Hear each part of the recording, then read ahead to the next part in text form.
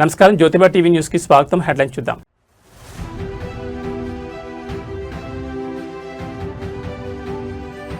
గులాబీ దళపతి సభకు సర్వం సిద్ధం. ఉమ్మడి కరీంనగర్ నేతలతో అగ్రనేతల కీలక భేటీ.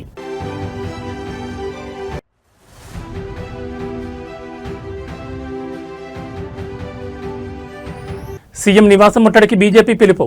ఎక్కడికెక్కడ నేతల గృహ నిర్బంధం.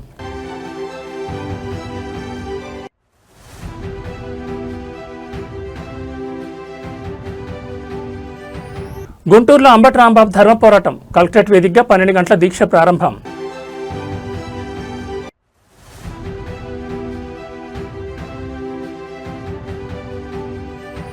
రష్యా చమురుపై ట్రంప్ సర్కార్ యూటర్న్. ఆంక్షల నుంచి మరో 4 రోజుల పాటు మినహాయింపు. ఇక డీటెయిల్స్ చూస్తే దేశ రాజధానిలో కీలక రాజకీయ పరిణామం చోటు చేసుకుంది. ప్రధానమంత్రి నరేంద్ర మోడీ అధ్యక్షతన కేంద్ర కేబినెట్ నేడు అత్యవసర సమావేశం కానుంది. పార్లమెంట్లో మహిళా రిజర్వేషన్ బిల్లుకు సంబంధించి నెలకొన్న తాజా పరిస్థితులు, భవిష్యత్ కార్యాచరణపై ఈ భేటీలో ప్రధాని కీలక నిర్ణయాలు తీసుకున్నట్టు తెలుస్తోంది. మహిళా బిల్లుపై వ్యూహరచన, పార్లమెంట్లో బిల్లు ఎదుర్కొన్న పరిణామాల నేపథ్యంలో మహిళలకు ప్రాతినిధ్యం కల్పించి ఈ కీలక బిల్లును ముందుకు తీసుకెళ్లేందుకు ఉన్న ఇతర మార్గాలపై ప్రభుత్వం చర్చించనుంది. దేశీయంగా ఆర్థిక వ్యవస్థను మరింత బలోపేతం చేసేందుకు తీసుకోబోయే భారీ సంస్కరణలపై ప్రధాని మోడీ ఈ సమావేశంలో ముందడుగు వేనున్నారు. ప్రపంచవ్యాప్తంగా మారుతున్న భౌగోళిక, రాజకీయ పరిణామాల నేపథ్యంలో భారత్ అనుసరించాల్సిన వ్యూహాలపై విదేశాంగ, రక్షణ శాఖల మంత్రులతో ప్రధాని సమీక్షించనున్నారు. మహిళా రిజర్వేషన్ బిల్లు అమల్లో ఎదురవుతున్న అవాంతరాలను అధిగమించి మహిళా సాధికారత దిశగా మోదీ ప్రభుత్వం ఏ విధమైన చారిత్రాత్మక నిర్ణయాలు తీసుకోబోతుందనేది ఇప్పుడు దేశవ్యాప్తంగా ఆసక్తికరంగా మారింది. ఈ సమావేశం ముగిసిన అనంతరం కేంద్రం కీలక ప్రకటన చేసే అవకాశం ఉంది.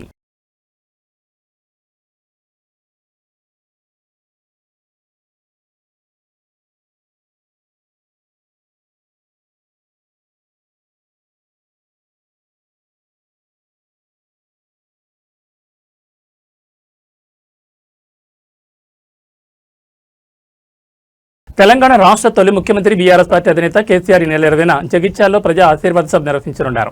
ఈ సభ ఏర్పాట్లలో బీఆర్ఎస్ కీలక నేతలు బిజీగా ఉన్నారు. స్థానిక నేతలు దగ్గరుండి సభ ఏర్పాట్లు చేస్తున్నారు. ఈ ఏర్పాట్లను బీఆర్ఎస్ వర్కింగ్ ప్రెసిడెంట్ కేటీఆర్, మాజీ మంత్రి హరీష్ రావు స్వయంగా దగ్గరుండి పర్యవేక్షిస్తున్నారు. ఆ మేరకు ఆ ఇద్దరు నేతలు కలిసి శనివారం ఉదయం హరీష్ రావు నివాసం నుంచి జగిత్యాలకు బయలుదేరారు. వారు ఉమ్మడి కరీంనగర్ జిల్లాకు చెందిన పార్టీ కీలక నాయకులతో సమావేశమై సభ నిర్వహణపై దిశానిర్దేశం చేశారు. అనంతరం మధ్యాహ్నం 2 గంటలకు జగిత్యాలలో కేటీఆర్, హరీష్ రావు ఇద్దరు కలిసి మీడియా సమావేశం ఏర్పాటు చేయనున్నారు. ఈ సమావేశంలో సభకు సంబంధించిన వివరాలను వెల్లడించే అవకాశం ఉంది.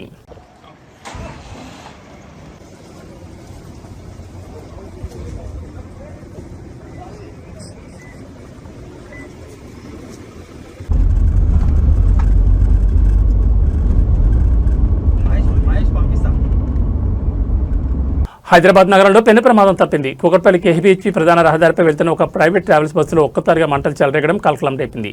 సకాలంలో సిబ్బంది స్పందించడంతో పెను ముప్పు తప్పింది. కేపీహెచ్బీ నుండి ఎస్ఆర్ నగర్ వైపు వెళ్తుండగా మెట్రో పిల్లర్ నెంబర్ 734 వద్ద ఈ ప్రమాదం జరిగింది. ప్రమాదానికి గురైన బస్సు నెంబర్ NL02B9955. ఇది హైదరాబాద్ నుంచి పాలకొల్లు వెళ్లాల్సింది. బస్సులో మంటలు రావడం గమనించిన సిబ్బంది వెంటనే అప్రమత్తమయ్యారు. బస్సును పక్కకు నిలిపివేసి లోపల ఉన్న ప్రయాణికులను హుటాహుటిన కిందకు దింపేశారు. దీంతో ఎవరికీ ఎటువంటి ప్రాణహాని జరగలేదు. సమాచారం అందుకున్న అగ్నిమాపక సిబ్బంది వెంటనే ఘటనా స్థలానికి చేరుకున్నారు. ఫైర్ ఇంజన్ల సహాయంతో మంటలను పూర్తిగా అదుపులోకి తీసుకొచ్చారు. అయితే ఈ ప్రమాదం కారణంగా కేపీహెచ్బీ ఎస్ఆర్ నగర్ ప్రధాన రహదారిపై భారీగా ట్రాఫిక్ జామ్ ఏర్పడింది. పోలీసులు ట్రాఫిక్ను క్రమబద్ధీకరించే పనిలో ఉన్నారు.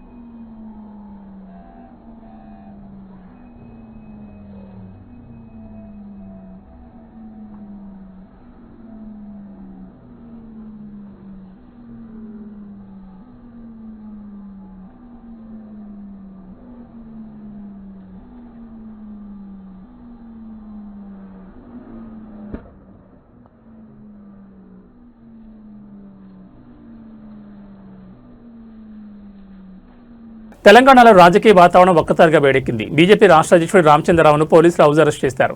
మహిళా బిల్లు విషయంలో కాంగ్రెస్ వైఖరిని నిరసిస్తూ ముఖ్యమంత్రి నివాసాన్ని ముట్టడించాలని బీజేపీ పిలుపునిచ్చిన నేపథ్యంలో పోలీసులు ముందస్తు చర్యగా నేతలను గృహ నిర్బంధం చేస్తున్నారు. సీఎం నివాసం ముట్టడికి బయలుదేరబోతుండగా రామచంద్రరావును ఆయన నివాసం వద్దే పోలీసులు అడ్డుకున్నారు. బయటకు రాకుండా భారీగా మోహరించారు. మహిళా బిల్లును కాంగ్రెస్ పార్టీ అడ్డుకుంటోందని ఆరోపిస్తూ దానికి నిరసనగా ఈ ముట్టడి కార్యక్రమం బీజేపీ చేపట్టింది. కేవలం రాష్ట్ర అధ్యక్షుడే కాకుండా రాష్ట్ర వ్యాప్తంగా పలువురు కీలక బీజేపీ నేతలను పోలీసులు ఎక్కడికెక్కడ గృహ నిర్బంధం చేస్తున్నారు. పోలీసుల తీరుపై రామచంద్రరావు తీవ్ర ఆగ్రహం వ్యక్తం చేస్తున్నారు. ప్రజాస్వామ్యబద్ధంగా నిరసన తెలిపే హక్కును ప్రభుత్వం కాలరాస్తుందని ఆయన మండిపడుతున్నారు. ప్రస్తుతం రామచంద్రరావు నివాసం వద్ద బీజేపీ కార్యకర్తలు భారీగా చేరుకోవడంతో తీవ్ర ఉద్రిక్తత నెలకొంది. కార్యకర్తలకు పోలీసులకు మధ్య నెట్టులాట జరుగుతోంది.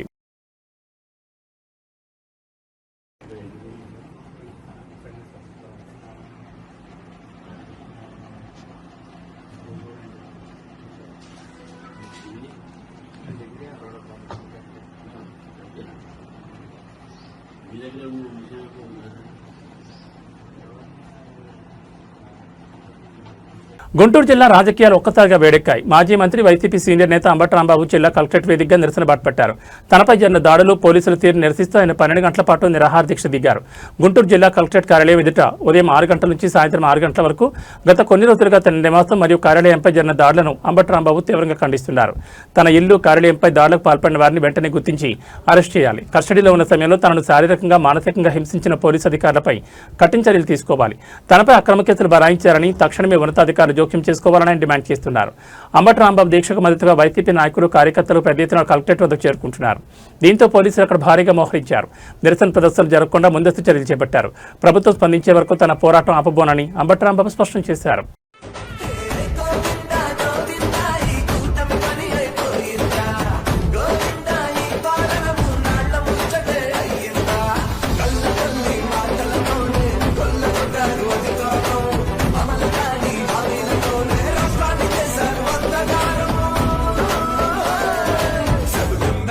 రాంబాబు నావా చంద్రబాబు మళ్ళీ ముచ్చటి జగనన్నే కూటమిని ముచ్చటి జగనన్నే మళ్ళీ ముచ్చటి జగనన్నే గత వైభవం ముచ్చటి జగనన్నే చదువుతున్నాడి రాంబాబు వింటున్నావా చంద్రబాబు.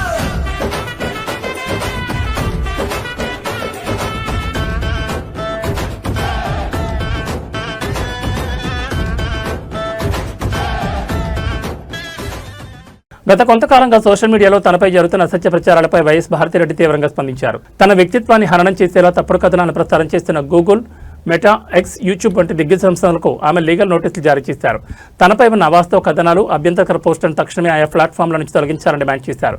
తప్పుడు సమాచారాన్ని ఉద్దేశపూర్వకంగా వ్యాప్తి చేస్తున్న అకౌంట్లను వెంటనే గుర్తించి వాటిని శాశ్వతంగా బ్లాక్ చేయాలని నోటీసులో పేర్కొన్నారు. తప్పుడు ప్రచారానికి బాధ్యత వహిస్తూ సదరు సంస్థలు, వ్యక్తులు బేషరతుగా క్షమాపణ చెప్పాలని కోరారు. వైఎస్ భారతిరెడ్డి తరపున న్యాయవాది ప్రజుమన్ ఈ నోటీసులను జారీ చేశారు. రాజకీయంగా ఎదుర్కోలేక వ్యక్తిగత దోషాలకు దిగడంపై ఆయన మండిపడ్డారు. చట్టపరమైన నిబంధనలను అతిక్రమించి పోస్టులు పెడుతున్న వారిపై సివిల్ మరియు క్రిమినల్ కేసులు తీసుకుంటామని ఆయన స్పష్టం చేశారు. ప్రముఖ నాయకురాలిగా ఉన్న వైఎస్ భారతిరెడ్డి నేరుగా సోషల్ మీడియా దిగ్గజాలకు నోటీసులు ఇవ్వడం ఇప్పుడు జాతీయ స్థాయిలో చర్చనీయాంశంగా మారింది. దీనిపై గూగుల్, మెటా వంటి సంస్థలు ఎలా స్పందిస్తాయో వేచి చూడాలి.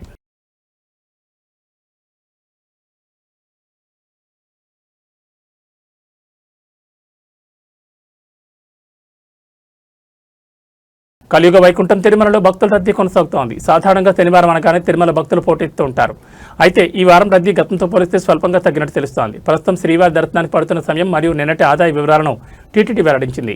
ప్రస్తుతం వైకుంఠం క్యూ కాంప్లెక్స్లోని 11 కంపార్ట్మెంట్లలో భక్తులు వేచి ఉన్నారు. టోకెన్ లేని భక్తులకు దర్శనం కావడానికి సుమారు 6 గంటల సమయం పడుతోంది. దివ్య దర్శనం మరియు సర్వదర్శనం టోకెన్ కలిగిన భక్తులకు 3 నుంచి 4 గంటల స్వామివారి దర్శనం పూర్తవుతోంది. ప్రత్యేక ప్రవేశ దర్శనం టికెట్లు ఉన్న భక్తులకు 2 నుంచి 3 గంటల సమయం పడుతోంది. నిన్న ఒక్కరోజే 69,049 మంది భక్తులు శ్రీవారిని దర్శించుకున్నారు. మొక్కులు తీర్చుకున్న వారి సంఖ్య 23,842గా నమోదైంది.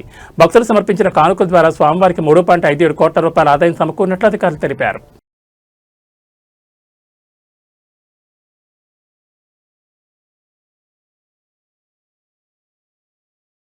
ప్రపంచ దేశాల కలవరపెడుతున్న మధ్యప్రాచ్య ఉద్రిక్తతలో ఒక కీలక మార్పు చోటు చేసుకుంది. వ్యూహాత్మకంగా ఎంతో ప్రాముఖ్యత ఉన్న హార్మోజ్ జలసంధిని పూర్తిగా తెరిచినట్లు ఇరాన్ ప్రకటించింది.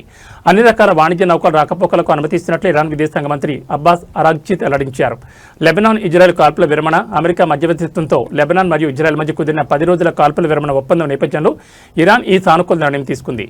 ప్రస్తుతానికి కాల్పుల విరమణ కొనసాగినంత కాలం జలసంధి పూర్తిగా అందుబాటులో ఉంటుందని అరాగ్చీ తన ఎక్స్ ఖాతాలో పేర్కొన్నారు. నౌకల ప్రయాణం ఇరాన్ పోర్ట్స్ మరియు మారిటైమ్ ఆర్గనైజేషన్ సూచించిన సమన్వయ మార్గంలోనే సాగాలని స్పష్టం చేశారు.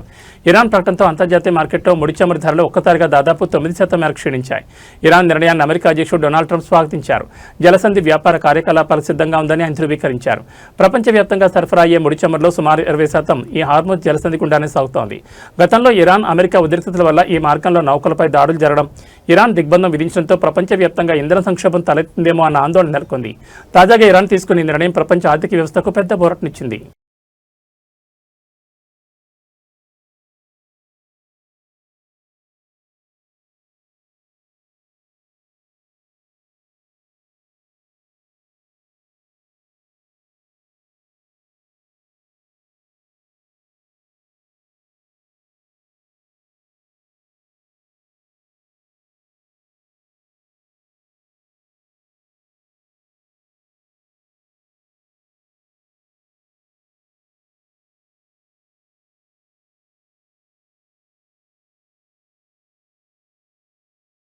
క్యాన్సర్ అనగానే ఆపరేషన్లు, కీమోథెరపీలు, రేడియేషన్లు గుర్తొస్తాయి. కానీ ఇప్పుడు బ్రెస్ట్ క్యాన్సర్ గడ్డలను తొలగించడానికి వైద్యులు అత్యంత ఆధునికమైన సులభతరమైన పద్ధతిని అందుబాటులోకి తెస్తున్నారు.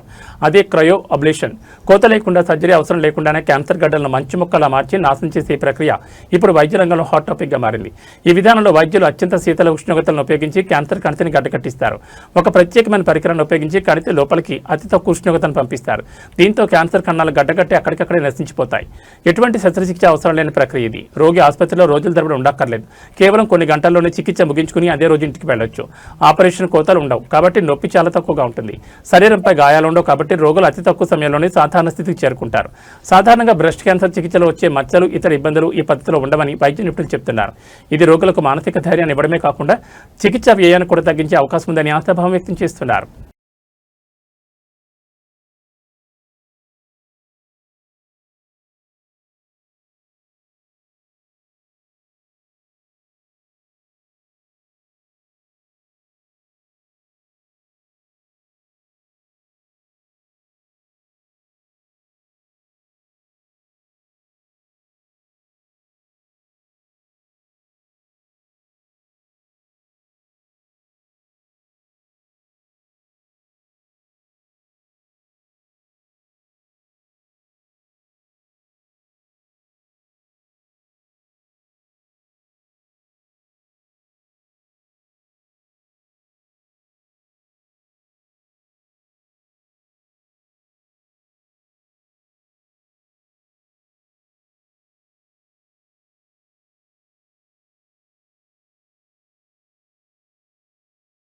ఏపీ రాజకీయ పరిణామాలు ఇప్పుడు తెలంగాణ గడ్డపై సెగలు పుట్టిస్తున్నాయి. తెలుగుదేశం, జనసేన కూటమి నేతల తీరుపై తెలంగాణ జర్నలిస్ట్ శంకర్ తీవ్రస్థాయిలో విరుచుపడ్డారు. చంద్రబాబు నాయుడు తీసుకుంటున్న నిర్ణయాల వల్ల మళ్లీ క్విట్ తెలంగాణ ఉద్యమం వచ్చే ప్రమాదం ఉందని ఆయన హెచ్చరించారు. ఆంధ్రప్రదేశ్లో అమలవుతున్న రెడ్ బుక్ రాజ్యాంగం ఇప్పుడు తెలంగాణ కూడా పాకిందని ఆయన మండిపడ్డారు. ఏపీలో జరుగుతున్న రాజకీయ కక్ష సాధింపు చర్యలను తెలంగాణ గడ్డపై కూడా ప్రయోగిస్తున్నారని ఆరోపించారు. చంద్రబాబు, లోకేష్, పవన్ కళ్యాణ్ శని, ఆదివారాలు ఎక్కడుంటున్నారు అంటూ ఆయన ప్రశ్నించారు. తెలంగాణలో ఉంటూ ఇక్కడి వనరులను వాడుకుంటూ ఇక్కడి బిడ్డల్ని అరెస్ట్ చేయిస్తారని నిలదీశారు. మా సొమ్మితిని మా గడ్డ మీద ఉంటే మా బిడ్డల్ని అరెస్ట్ చేస్తారంటూ శంకర్ ఆగ్రహం వ్యక్తం చేశారు. తెలంగాణ ప్రజలు ఇలాంటి దుశ్చర్యలను చూస్తూ ఊరుకోరని, ప్రజలు తిరగబడే రోజులు దగ్గర పడ్డాయని హెచ్చరించారు. ఇటీవల ఏపీకి చెందిన పలువురు సోషల్ మీడియా యాక్టివిస్టులను, రాజకీయ నేతలను తెలంగాణలో ఉన్న వారి నివాసాల వద్ద ఏపీ పోలీసులు అరెస్ట్ చేయడం లేదా నోటీసులు ఇవ్వడం వంటి పరిణామాల నేపథ్యంలో శంకర్ చేసిన ఈ వ్యాఖ్యలు ఇప్పుడు సోషల్ మీడియాలో వైరల్ అవుతున్నాయి. తెలంగాణ అస్తిత్వాన్ని దెబ్బతీసేలా వ్యవహరిస్తే సహించేది లేదన్నట్లుగా ఆయన వ్యాఖ్యలు కొనసాగాయి. మనము కర్నూలు 4th టౌన్ పోలీసులు మన కేవీఆర్ని అరెస్ట్ చేసినప్పుడు చాలా క్లియర్గా మాట్లాడినాం. తెలంగాణలో రౌండ్ టేబుల్ సమావేశం పెట్టినప్పుడు ఆ రోజు మాట్లాడినాం. ఇది మంచి పద్ధతి కాదు అని చెప్పేసి అందరం సావధానంగా పద్ధతిగానే చెప్పినాం. మరి ఇక చూస్తూ ఉంటే మరి రెడ్ బుక్ రాజ్యాంగం ఓన్లీ ఆంధ్రప్రదేశ్లోనే ఇంప్లిమెంటేషన్ అవుతుందని నిన్నటిదాకా మనం అందరం అనుకున్నాము. బట్ తెలంగాణలో కూడా ఇంప్లిమెంటేషన్ అవుతున్నట్టు కనపడతా ఉంది. అసలు చంద్రబాబు నాయుడు, లోకేష్ గారు, పవన్ కళ్యాణ్ గారు శనివారం, ఆదివారం వస్తే ఏడుంటారు సార్? మీరు ఏడుంటారు అండి? తెలంగాణలో ఉంటున్నారు, హైదరాబాద్లో ఉంటున్నారు. నీ కాపలా ఉండేది ఎవరండి? తెలంగాణ పోలీసులు. తెలంగాణ ప్రజల సొమ్ముతో జీతాలు తీసుకుంటున్నటువంటి తెలంగాణ పోలీసులు మీకు కాపలా ఉంటున్నారు. మా సొమ్ము తింటారు, మా గడ్డ మీద ఉంటారు. మా బిడ్డలని ఇలా మీ గురించి మాట్లాడుతూ ఉంటే ఏమన్నాడు ఆయన? ఏం తప్పు? అచ్చా, రెడ్ బుక్, ఎర్ర బుక్, ఎర్రి బుక్ అన్నందుకు మీకు ఏదో ప్రాబ్లం అయింది. మీ టీడీపీ నాయకులు, మీ జనసేన నాయకులు, మీ కూటమి నాయకులు, బీజేపీ నాయకులు, మీ టీడీపీ నాయకులు ఎన్నో డిబేట్లలో నేను క్లిప్పులు కావాలంటే పంపిస్తాను మీకు అందరికీ. బాజాప్తా అమలు చేస్తున్నాం రెడ్ బుక్ రాజ్యాంగాన్ని అని చెప్పేసి ఎన్నో టీవీ డిబేట్లలో మాట్లాడారు. ఆ క్లిప్పులు కావాలన్నా? ఎంతమంది మీద దేశద్రోహం కేసులు పెడతారు? పెట్టండి, తీయండి, అరెస్టులు చేస్తారా? ఏమి దొంగలా పోలీసులు? ఆయన ఇక్కడికి వచ్చిన పోలీస్ ఆయన మీది ఇది ఏపీఎస్ పరిధిలోకి వస్తుంది, మీరు ఎవరికి ఇంటిమేషన్ చేసి వచ్చారంటే ఎల్బీనగర్ దగ్గర ఉంది కాబట్టి ఎల్బీనగర్కి చేసేసినాం అని చెప్పారు. అసలు ఇది ఏ లిమిట్సో తెలియదు, మీకు ఏమైందో తెలియదు. వచ్చేసి రాత్రికి రాత్రి ఎత్తుకొని పోతామంటే చూస్తూ ఊకుంటుందా తెలంగాణ సమాజం?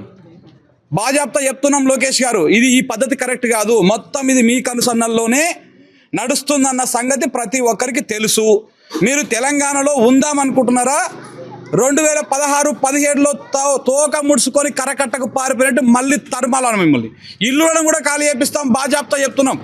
మీ ఇండ్లు, మీ నివాసాలు కూడా తెలంగాణ నుంచి పోవాల్సి వస్తుంది మీరు ఈ రకమైనటువంటి దుశ్చర్యలకు మీరు పాల్పడితే. మా తెలంగాణ బిడ్డ రాజకీయాలు విశ్లేషిస్తే, ఆంధ్రప్రదేశ్ రాజకీయాలు విశ్లేషిస్తే నొప్పులు అవుతున్నాయా ఒకడొక్కడికి? మీరు ఎంతమంది చేస్తలేరు తెలంగాణ రాజకీయాలని? ఆంధ్ర పాలిటిక్స్ మీద ఆంధ్ర విశ్లేషకులు, ఆంధ్ర జర్నలిస్టులు, ఆంధ్ర ప్రాంత మిత్రులు ఎంతమంది చేస్తలేరు తెలంగాణలో? ఒక్కొక్కరు ఒక్కొక్క పార్టీ స్టాండ్ తీసుకుంటున్నారు.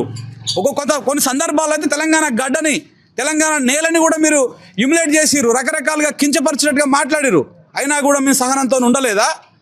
మీరు ఇవాళ వచ్చి మా తెలంగాణ గడ్డకు వచ్చి ఇంతకుముందు శ్రీరణ మాట్లాడుతూ అన్నాడు, ఈ గడ్డకు వచ్చి మా ఇంట్లోకి వచ్చి మీరు డైరెక్ట్ అరెస్ట్ చేస్తాం, తీసుకుపోతాం, మాకు ప్రెషర్ ఉంది, ఇవన్నీ అంటే ఇక్కడ చూస్తా ఎవరు ఊరుకోవట్లేదు.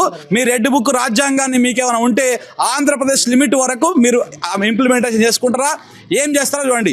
ఒకవేళ ఎర్రీ బుక్ అన్నందుకే మీకు కేసులు పెట్టాల్సి వస్తే రెడ్ బుక్ రాజ్యాంగం పేరు పెట్టినందుకు లోకేష్ మీద కేసు పెట్టాలా? దాన్ని ఇంప్లిమెంటేషన్ చేస్తున్నామని చెప్తున్నందుకు టీడీపీ నాయకుల మీద కేసులు పెట్టాలా? సో కాబట్టి ఇట్లా మాట్లాడుకుంటూ పోతే చాలా ఉన్నాయి. ఇది పద్ధతి కాదు. చెప్తున్నా, ఎంతమందిగా పృథ్వన్న మాట్లాడితే నేను విన్నా, తెలంగాణ రగుల్స్తామని. రగుల్చడం కాదు చెప్తున్న, తెలంగాణలో ఇలాంటి దుశ్చర్యలకు మీరు పాల్పడితే మీ ఆంధ్ర వ్యాపారాలు ఉండవు ఇక్కడ, మీ నాయకులు ఇక్కడ మనుగడ సాధించలేరు. గుర్తుపెట్టుకోండి, క్విట్ తెలంగాణ మూమెంట్ వస్తుంది.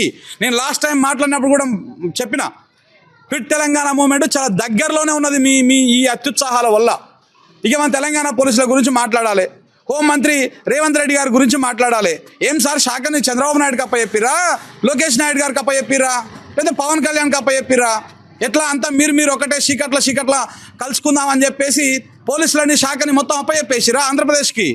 లోకేష్ నాయుడు గారికి అప్పచెప్పిరా?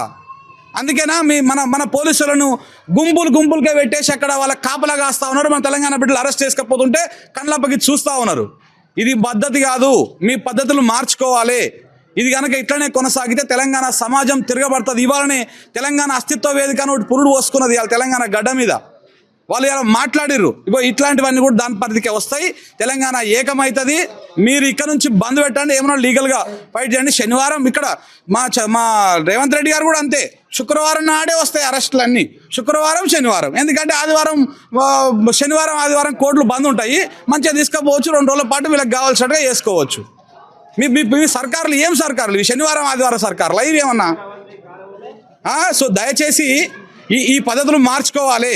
మేము మీ జోలికి రావట్లేదు బిడ్డ. మీరు ఇట్లనే చేస్తే మేము రోజు మీ గురించి మాట్లాడాల్సి వస్తుంది. ఎంతమందిని అరెస్ట్ చేస్తావో చేదు మరి. సో దయచేసి విజ్ఞప్తి చేస్తా ఉన్నా, ఏపీ పోలీసులారా, మీ మీద మాకు ప్రత్యక్షంగా కానీ పరోక్షంగా కానీ ఎలాంటి ద్వేషం లేదు, ఎలాంటి అది లేదు. రాజకీయ నాయకుల ఆటలో మీరు పావులు కాకండి. రేపు అధికారం మారితే, ప్రభుత్వాలు మారితే మీరు కూడా ఇబ్బందులు పడాల్సి వస్తుంది ఇట్లా ఇలాంటి దుశ్చర్యలకు పాల్పడుతున్నటువంటి వాళ్ళు. Thank you very much. భారత పార్లమెంట్లో జనవరి 28న ప్రారంభమైన 2026-27 బడ్జెట్ సమావేశాలు శనివారంతో ముగిశాయి. ఈ సమావేశాలు భారత రాజకీయాల్లో అత్యంత ప్రాధాన్యత సంతరించుకున్నాయి. ఫిబ్రవరి 1న ఆర్థిక మంత్రి నిర్మలా సీతారామన్ 53.47 లక్షల కోట్ల వ్యయంతో కూడిన బడ్జెట్ను ప్రవేశపెట్టగా ఉపాధి కల్పన, నైపుణ్యాభివృద్ధి, మౌలిక సదుపాయాలకు ఇందులో పెద్దపీట వేశారు. సమావేశాల చివరి దశలో నియోజకవర్గాల పునర్విభజన, మహిళా రిజర్వేషన్ల అంశంపై ప్రభుత్వం విపక్షాల మధ్య జరిగిన పోరు ఈ సెషన్కు కేంద్ర బిందువుగా నిలిచింది. ఈ సమావేశాల్లో పలు కీలక బిల్లులు ఆమోదం పొందాయి. ఆంధ్రప్రదేశ్ పునర్వ్యవస్థీకరణ బిల్లు 2026 ద్వారా అమరావతి రాజధానిగా మరింత స్పష్టత లభించగా వ్యాపార లావాదేవీల సరళీకరణ కోసం జన్ విశ్వాస్ బిల్లుకు సభ ఆమోదం తెలిపింది. అయితే 131వ రాజ్యాంగ సవరణ బిల్లుపై జరిగిన చర్చల సమయంలో సభలో తీవ్ర గందరగోళం నెలకొంది. దక్షిణాది రాష్ట్రాల సీట్ల సంఖ్య తగ్గుతుందనే ఆందోళనతో విపక్షాలు ఏకతాటిపైకి వచ్చి ప్రభుత్వ నిర్ణయాలను వ్యతిరేకించాయి.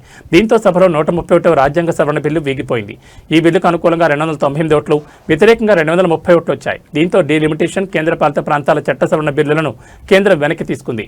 మూడో రోజు శనివారం స్పీకర్ ఓం బిర్లా సభను నిరవధిక వాయిదా వేస్తున్నట్లు ప్రకటించడంతో మూడో రోజు ఎటువంటి చర్చలు లేకుండా సభ వాయిదా పడింది. దీంతో సుమారు 3 నెలల పాటు సాగిన ఈ సుదీర్ఘ బడ్జెట్ సమావేశాలు అధికారికంగా ముగిశాయి.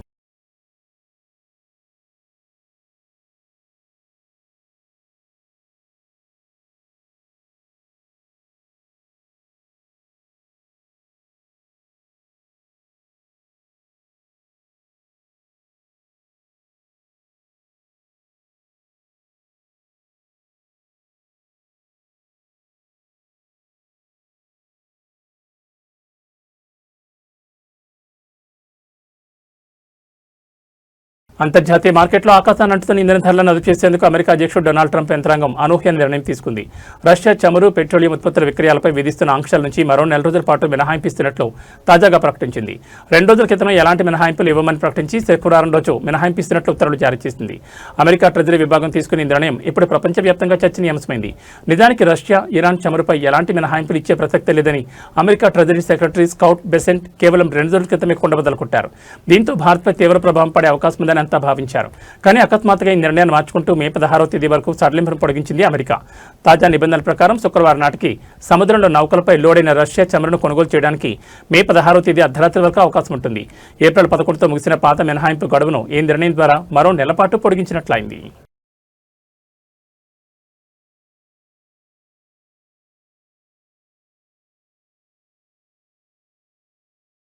ఏబీ బులెటిన్ విశేషాలు. నమస్కారం.